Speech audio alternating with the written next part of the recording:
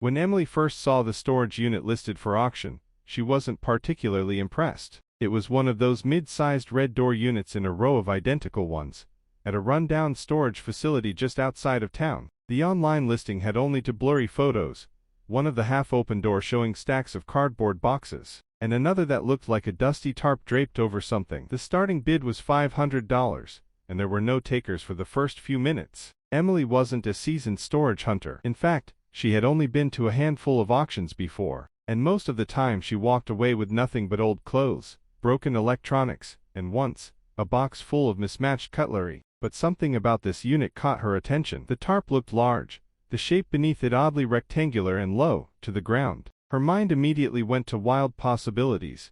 Maybe a big piece of furniture, or an old motorcycle. She doubted it was anything valuable, but curiosity is a dangerous thing at an auction. The bidding crept up slowly. $600, $800. Emily found herself raising her hand without fully thinking it through. $1,200. A man in a baseball cap countered with $1,300. She hesitated, then went to $1,500. There was a pause. The man squinted at her, then shook his head. Just as the auctioneer was about to close the sale, someone at the back shouted, $1,600. Emily's heart skipped. She was already at her limit, but something inside her refused to back down. She took a deep breath and said, $1,800. The auctioneer's hammer fell. Sold to the young lady for $1,800. She felt the rush of excitement immediately followed by a wave of regret. What had she just done? This could easily be the most expensive pile of junk she'd ever bought. But there was no turning back now. The next morning, Emily returned to the storage facility with a pair of gloves,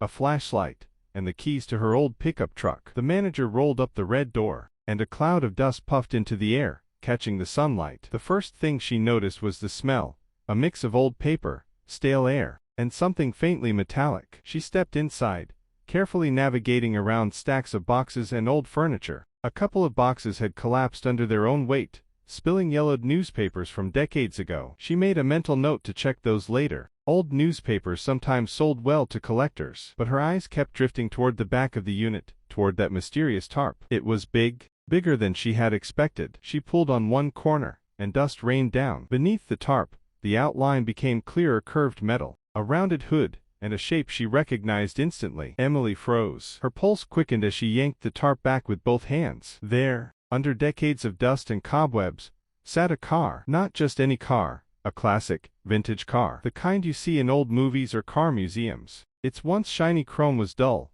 its paint faded to a muted, dusty red. The emblem on the front grille was still visible, though tarnished, a galloping horse. It was a Ford Mustang. She stepped back, mouth slightly open. She didn't know much about cars, but she knew enough to realize this was no ordinary find. A 1960s Mustang could be worth tens of thousands of dollars, maybe more if it was in rare condition. But here it was, buried in a forgotten storage unit she had just bought for $1,800. Her hands trembled as she opened the driver's door. It creaked loudly, hinges stiff from years of neglect. The interior smelled of old leather and dust. The seats were cracked but intact, the dashboard surprisingly clean under a thin film of dirt. She ran her fingers over the steering wheel, the metal cool and slightly rough. She noticed a small envelope on the passenger seat. It was yellowed and brittle, the flap sealed but barely holding together. Carefully, she opened it. Inside was a folded piece of paper, a bill of sale dated 1967. The buyer's name was unfamiliar, but the address was local. The price,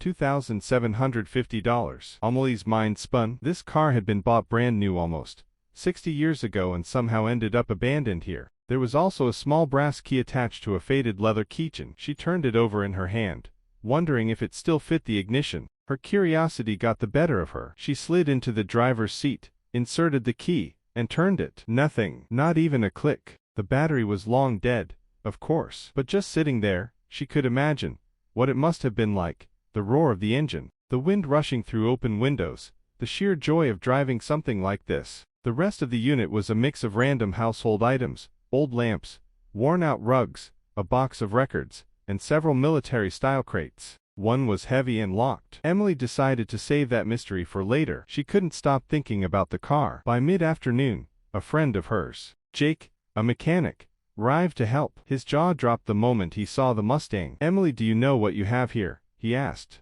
running his hand along the fender. "A Mustang," she said, grinning nervously. Not just any Mustang. This is a 67 Fastback. And from the VIN number, he crouched to check the plate. This might be a GT. If it's the original engine under the hood, you're sitting on a gold mine. Amelie's head spun. She had been hoping it was worth something. But hearing Jake say, gold mine, made her knees feel weak. Jake carefully popped the hood. The engine was covered in grime, but he whistled low. Yep, original. This could easily be worth 50, 60 grand, maybe more if restored properly. For the rest of the day, Emily and Jake worked on clearing the space around the car. They found a stack of old car magazines from the late 60s, a set of vintage hubcaps, and even an unopened box of spare parts. Each discovery made Emily's grin wider. That night, she sat at home with her laptop, researching classic Mustang values. She found listings for restored 67 Fastbacks selling for over $100,000. Her heart raced as she realized what she had stumbled upon. The next step would be the hardest, deciding whether to sell it as is, restore it, or keep it for herself. A part of her wanted to experience driving it, just once. Another part of her knew this was a once-in-a-lifetime payday. Either way, one thing was certain, that dusty old storage unit, bought on a whim for $1,800, had just changed her life forever. And in the back of her mind, she couldn't shake one thought.